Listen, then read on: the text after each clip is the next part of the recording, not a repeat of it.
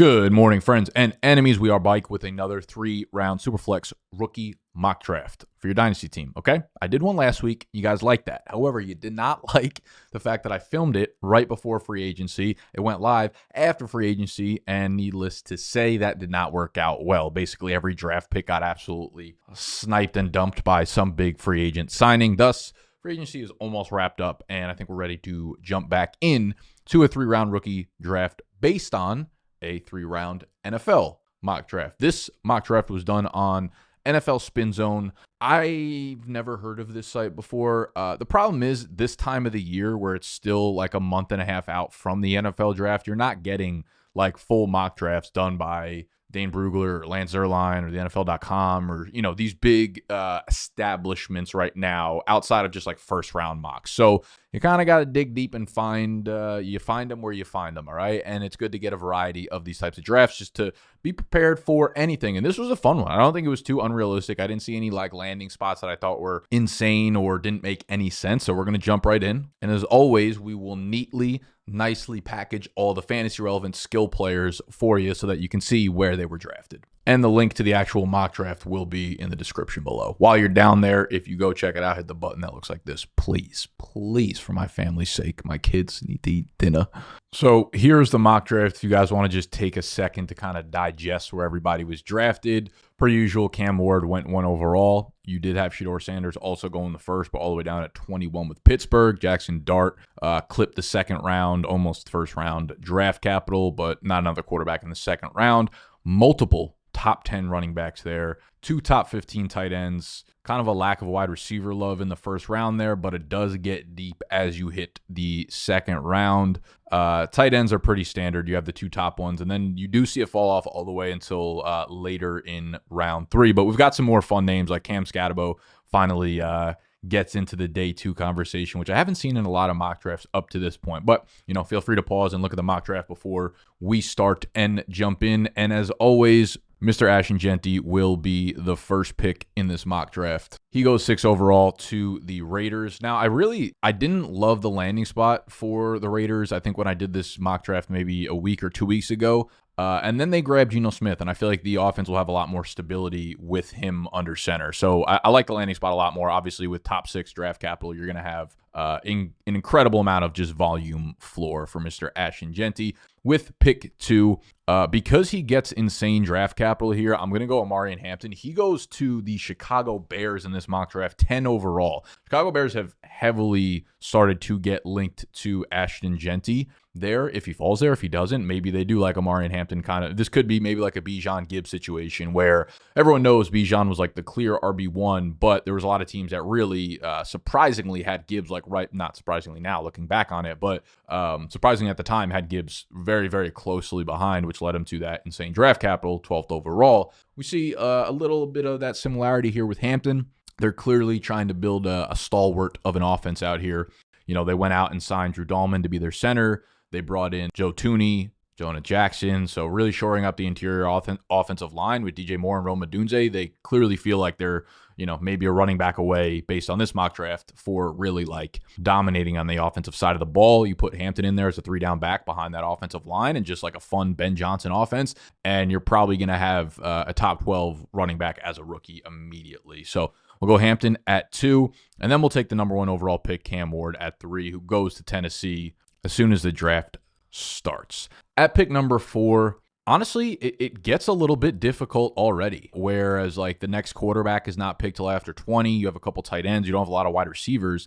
So this is one I won't overthink. I'm going to grab Tet McMillan. He goes 9 overall to New Orleans. Tet is my wide receiver 1 in this class, assuming we get a little bit of a split from Travis Hunter. But Tet McMillan's got the size. He did it his pro day yesterday, and there were like mixed numbers coming out. Someone said a 4.48, but I think you always have to adjust for pro day inflation. And then you saw a lot of numbers coming out from other people that had hand times on them, and it was closer to like 4.54, 4.57. But there was no time that I saw that was alarming in terms of like what Tet's game is going to be at the next level. The question you really have to ask yourself, I guess, is like, do you think Tet has the ability to overcome Chris Olave as the 1 there? Olave's a really talented wide receiver, but I do think it's in the range of outcomes for Tet to have higher upside than Chris Olave here. And with that draft capital, he'll have every chance to really do so. The quarterback situation long term is obviously a little bit like up in the air, and we don't know how long Derek Carr is going to be there for and what kind of stability we get there. But I do think, again, first wide receiver off the board, i.e. not Travis Hunter-ish, but Tet there is going to be my number 4 pick. And then I'm actually going to take Travis Hunter here. Now, in previous mock drafts, I'd had him falling to like the 111, even like the 201 in some spots. But again, I do think the way that this mock draft particularly kind of shook out here, with Shedeur going down the 20s, with 2 tight ends, with not having a lot of first-round wide receiver love. Like, we've seen other mock drafts where Emeka Egbuka was in the first round, Luther Burden was in the first round, Matthew Golden was like a top 15, top 17 pick. Because of that, I do think those guys have a little bit less, just dynasty rookie value in a sense. And I'm kind of talking myself into the fact that I think Travis Hunter's probably going to play a lot of snaps on offense. He's simply too talented for them not to use him in this role. He goes to the New York Giants in this mock draft, number 3 overall. And I mean, they're dying for playmakers on offense outside of Malik Neighbors. So, I guess I don't really see a world where he's not used at least on like 25 to 30 snaps a game on offense. And that increasingly goes higher and higher as his rookie contract gets deeper. With the 6th pick, I will be taking Shedeur Sanders here. He goes 21st overall to the Pittsburgh Steelers in this mock draft. And it's a little bit of spooky season. We get that deja vu of Kenny Pickett. That's right around where, if not the 21st pick, right around where he went. I can't remember if it was 20th or 21st or whatever. But I mean, once you get a quarterback into like the 20th-ish pick, you're starting to get to the spot where it's like security is not guaranteed whatsoever. They're obviously going to get a shot to start. And I do think Pittsburgh, they've invested heavily into their offensive line over the last couple of years. And obviously they just brought in DK. So if they keep George Pickens alongside DK, Pat Freiermuth is a good pass catching tight end. Like, he's going into a really good coaching situation, obviously, and a really good weapons group. I think this is like a really, really good landing spot for Shedeur Sanders. Obviously, the draft capital is not ideal, and that presents a little bit of risk, which is why I let him fall behind a guy like Travis Hunter, who also I'm not really sure about his role. But I'm going to take Shedeur here, first-round quarterback in a superflex league. Very, very, very, very valuable. Next up, we're going to take Tyler Warren here. He goes 13th overall to Miami. Little bit of a weird or luxury pick, it does feel like, for Miami, because Jonnu Smith. Now, Smith is under contract for 2025. He'll be an unrestricted free agent after that. Likely not with the team. Plus, he'll be 30 plus of age, and Tyler Warren would take over that role. So it's a little bit unclear of what Warren's role would be as a rookie here in Miami. But again, he's someone that can contribute in all assets of the game, whether that's in the run blocking game, whether that's in the short passing game. You need him to play in the screen game. You need him to be efficient on the goal line. Like, he could do it all. So it's just a decision where you're drafting a really good football player and adding it to the offense here. At 108, we're actually going to dip into the 2nd round here, and that is Mr. Travion Henderson. He goes 44th overall to the Dallas Cowboys. I am a big fan of Travion. He is an incredibly explosive running back. It's actually something that Dallas really hasn't had in the backfield since like healthy Tony Pollard 2-3 years ago. And honestly, they're not too dissimilar of players. Like, he's got enough size to be able to run between the tackles. Really explosive, gives home run ability to you. They've signed a lot of random running backs so far. Javonte Williams, Miles Sanders. They're putting together a scrappy backfield of dudes who are just as likely to be fantasy relevant as like Rico Dowdle was last year as they are to like not make the team. Wouldn't surprise me at all if either Javonte or Miles Sanders, one of the two, does not make the team come August here. So Henderson, early 2nd round draft capital to a wide open backfield there. The upside is enormous in that offense. Love Henderson here. Then I will not let my love for Matthew Golden fall any further. He will be the 9th pick in this draft. He goes to Washington, 29th overall. And again, I've kind of laid out my concerns a little bit for this landing spot in the last mock draft I did. I went in depth on Matthew Golden going to Washington because that's where he went in the last draft. So if you want to see that, go check out the previous video. I will link that as well as timestamp what I'm talking about down below. But just overall, just a very, very quick, concise spiel of it is very, very high mobility quarterbacks tend to not be able to really support a wide receiver 2, statistically speaking. So Jayden Daniels, a guy who we project to run for 800, 900 yards per season, have a lot of trouble supporting a second wide receiver. Obviously, Terry McLaurin is the guy there in Washington, but Golden's talented. Anything could happen. You do want to attach yourself to good offenses like Washington that have a bright future for the next decade. So we're going to throw Mr. Golden here at the 1-9. At 110, we're going to dip back into the second round running back conversation, and that is Mr. Caleb Johnson, a dude who I loved his film. Stud out of Iowa. He goes 51st overall to Denver. You want to talk about an open backfield with a high upside offense, you have it there with Sean Payton. So love the landing spot, love the player, kind of a match made in heaven here. At the 111, we are going to take our first second-round wide receiver. That is Luther Burden going to Jacksonville. He goes one pick before Emeka Egbuka, who I'm going to take at the 112, so we'll just kind of throw them both in together. I took Burden over Egbuka just because I think I like the quarterback situation a little bit more in Jacksonville than I do in Las Vegas. Plus, they've got some openings for targets there with Christian Kirk and Evan Ingram now out of the way. I think Burden's a really good pairing with Brian Thomas. I think they just now have two really, really fun playmakers together. Egbuka goes to LV, where, he has Geno Smith throwing him the ball, but they also have Brock Bowers, who is, their number one weapon. Jacoby Myers. Honestly, Egbuka and Jacoby Myers are not too different to me. Like, Myers is one of the more underrated, just really solid possession receivers in the NFL right now, and I think that's probably what Egbuka will be at the next level. So hard to imagine an insane upside where Egbuka really transcends anything more than a wide receiver 2. But, 112 Capitals is a really solid spot for him. After that, we could take Colson Loveland here, who goes to Indy. But again, I really like Warren a lot more than I do Loveland just as a pure prospect. Plus the Indy landing spot it's just murky with all the weapons there between Downs and Michael Pittman and Adonai Mitchell and Alec Pierce and just a really uncertain quarterback situation there. So that just makes me a little bit nervous. So I'm actually going to grab the quarterback in Mr. Jackson Dart, who goes 33rd overall to Cleveland. Obviously, Cleveland has a wide open quarterback situation, and he might start immediately as a rookie. And if that's the case, his value shoots up immediately. Then I'm going to grab Mr. Colson Loveland at the 2-2 first round draft capital for a tight end. Won't overthink it there. Once we get into the second, third round, all the first rounders are off the board. A lot of it's going to come down to opportunity as a rookie, because any rookie who gets opportunity right away, their value is going to skyrocket rather than, sitting behind a starter here. So it's a mix of guys that I really like and guys who I think get opportunity immediately. And I'm going to dive into Seattle here with Jayden Higgins at the 2-3. Now, he is so far down in Sleeper, which is making me sick to my stomach out here. At some point, we have to grow up. Seattle has JSN, obviously. They have Sam Darnold at quarterback, obviously. They've got Clint Kubiak coming in. They just signed Cooper Kupp.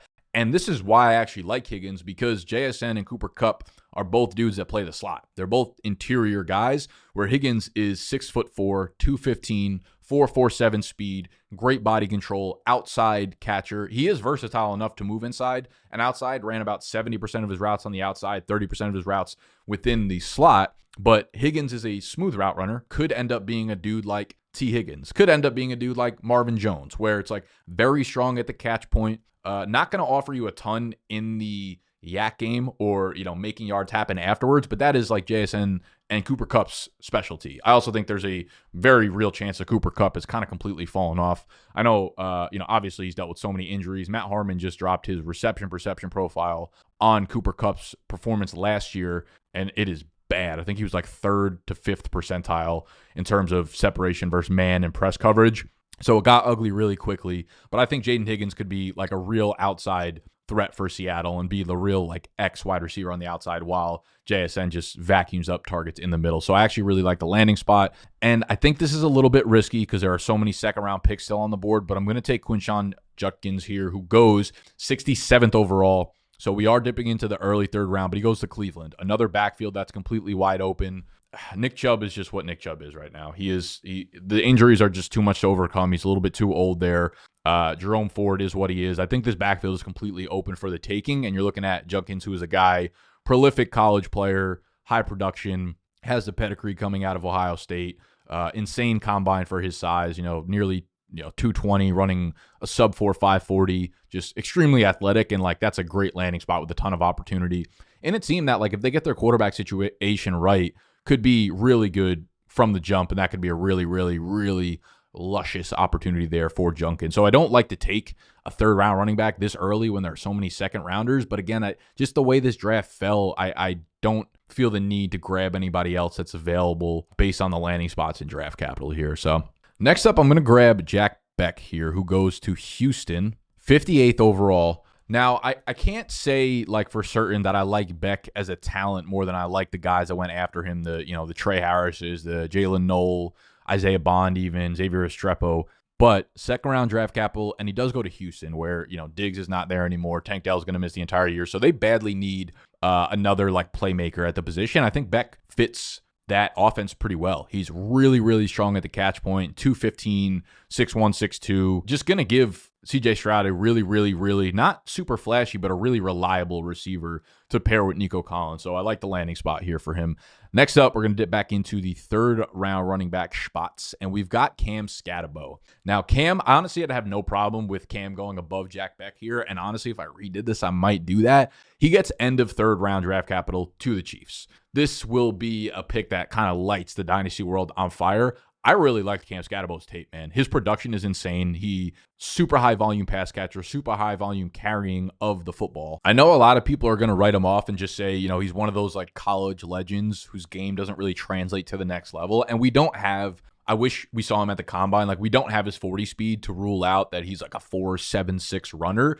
But I don't know, I like the film a lot. I thought he was an instinctive runner who had really good vision, incredible contact balance, obviously, ridiculous toughness, always falling forward type of shit. But at the same time, like his advanced numbers are incredible. His broken plus missed tackles forced per attempt rate up at 29.3%. Very few running backs in the class had a higher percentage than that. Elusiveness rating of 139.1 per PFF, another one where that's top of the class. 1.92 yards per out run, 52 targets, 44 catches, 543 receiving yards is an incredibly high number. And he did this behind an offensive line that ranked outside of the top 100 in run blocking. 9% of his snaps were played out wide. 6.3% of his snaps were played in the slot. Like, very versatile dude, man. I think Cam Scatterbo, this will be an opportunity in this Kansas City offense that's really, really fun, really, really intriguing. Love the landing spot, love the player. I'm very much in on this pick. After Cam at 2.6, we took Jalen Noel at 2.7. He went 59th overall to Baltimore. This is probably the only pick that didn't really make sense to me. Jalen Noel is, he's not like super small, but he's a pretty wiry frame, pretty thin frame, very explosive, slot guy for sure. You're not going to want to throw him on the outside all the time. But I think he overlaps a little bit too much, in my opinion, with what they have with Zay Flowers and Rashad Bateman already. They did sign DeAndre Hopkins to be that like outside possession receiver, but I think they needed like a really good version of that. Like, I think Jayden Higgins would have been a great pick, or Trey Harris would have been a great pick here for Baltimore, a guy that you could throw downfield to and feel like they can get up and go get the ball. Noel's target numbers are going to be pretty hard to come by with Bateman, Zay Flowers, Mark Andrews, and Derrick Henry and Lamar Jackson taking carries there. So like the capital, like the player, kind of a tough landing spot though. And not too dissimilar from the next pick up here, we've got Isaiah Bond, the other Texas wide receiver. He goes 63rd overall to Kansas City. Kind of feels like a repick of Xavier Worthy. Isaiah Bond absolutely fucking flies on the field. He didn't have the Xavier Worthy 40-yard dash time, but he was the fastest they timed, miles per hour on the 40-yard dash. And Bond was number one by a wide margin at the wide receiver position. So play speed, he's the fastest player in this draft class. I can confidently say that while watching that film. But again, like, how does that fit into Kansas City? Are they going to have him and Worthy both running like really fast routes? Is Worthy now the line of scrimmage guy and Bond is running the deep routes? I don't know. We'll have Rashee Rice obviously coming back. Kelsey's returning. Hollywood Brown also re-signed. So Bond's rookie involvement is really, really tough to imagine. And then we've got the last second round non-tight end, Alec Ayumaner. He goes to Carolina, 57th overall. So you have this like group of wide receivers, these second round wide receivers that are all picked in the same area. Jack Beck, Jalen Noel, Isaiah Bond, Ayumaner. He goes to Carolina, which that does make sense. Ayumaner is a wide receiver out of Stanford who, this kind of fits like what Carolina's been doing the last few years, picking these like high upside, athletic, kind of more like project-based receivers than guys that can probably be the guy right away. You think of Xavier Legette. You think of Jonathan Mingo. I think Ayumaner falls into that category. So this pick feels like it makes sense based on what Carolina's been doing. At the 210, we're going to grab Trey Harris here. He goes to New England. they obviously need a ton of help at the wide receiver position. Him going as like the 10th wide receiver in the draft is kind of surprising, but like I view him as a better player than most of the receivers he was drafted above, and I actually think he sneaky goes to a better situation given that he can earn immediate opportunity from Drake May. So really like him at the 210. Honestly, would not argue with him going all the way up here at like the 2.6, 2.7, but he is the 69th pick overall in this draft, third round draft capital. And we'll stay in the third round here with the 211, and we'll grab my man's Xavier Restrepo, who goes to Dallas here. He is the Florida wide receiver, 76th overall pick. Really, really strong hands, kind of in that like Josh Downs mold where let him run over the middle of the field, and anything you throw to him, he is likely coming down with. Dallas obviously needs a secondary option outside of CeeDee Lamb, so the fit makes sense. The Jalen Royals 212 fit also makes sense. He goes to the Chargers at 86. So third round draft capital. Jalen Royals is another fun player. He's like 205, so he's got real outside pedigree out there. Very strong combine, ran like a 4.42. Honestly, almost feels a little bit like a more explosive version of Joshua Palmer. I think he's a good pairing on the outside. Quentin Johnson in one area. You've got Jalen Royals on the other side, Ladd McConkey running over the middle. So I think it's just like a solid pick for the Chargers here. At the 3-1, we will dip into my love, Mr. Dylan Sampson. Now he goes to Baltimore, third round, 91st overall. Derrick Henry's there, so very hard to see like immediate opportunity, but I do think he is a really, really solid secondary piece to Derrick Henry. Like they'd play off of each other extremely, extremely well, given the difference in like size, obviously. At the 3-2, we will grab Mr. Jalen Milroe. He goes in the third round. He goes to the New York Jets, 73rd overall. They just signed Justin Fields, but Milroe, not too dissimilar from Fields. Like people have a lot of questions about his arm and his accuracy, but his athleticism and rushing upside is undeniable.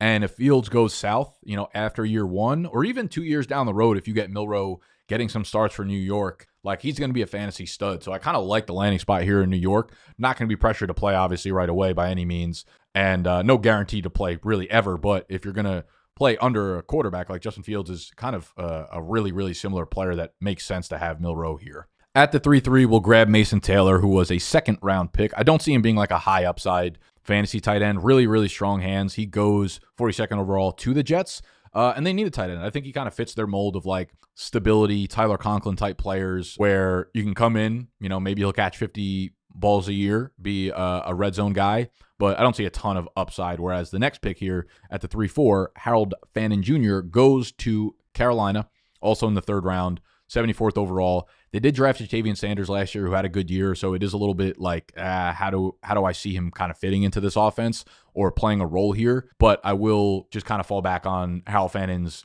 overall just receiving ability. Dude led the entire country in receptions and receiving yards last year at Bowling Green. Next up at the 305, I took Will Howard. Now, Will Howard is the Ohio State quarterback. He goes in the third round to the New York Giants. So the Giants obviously have no idea what they're doing at quarterback right now. They just did bring in Jameis Winston. I'm trying to tell y'all, Winston and neighbors would be a fucking cinema out there. They might bring in Russ. They might bring in Aaron Rodgers. They might bring in Jameis Winston. Whoever they bring in is not there for long. I think that is a guarantee. Will Howard, I thought he was very accurate at Ohio State. Had a bad combine, but I don't really care that much about that. He might never see the light of day out there on the field. But if he does, then he does. I don't know. He's a super flex quarterback, whatever. We'll kind of run through the next handful of picks here quickly. Terrence Ferguson goes to Denver in the third round, 85th overall. Very athletic tight end. Denver obviously needs a tight end badly out there, so the fit makes sense. We have Savion Williams going to the Philadelphia Eagles in the third round. I'm not a huge fan of Savion the player. I think he's in that like Cordarrelle Patterson mold where it's like he'll just get a bunch of random touches throughout the game. He's not like a great receiver by any means, so I don't really know what role he's going to have in Philadelphia, to be honest with you, if he goes there. Bashal Tutin is next up.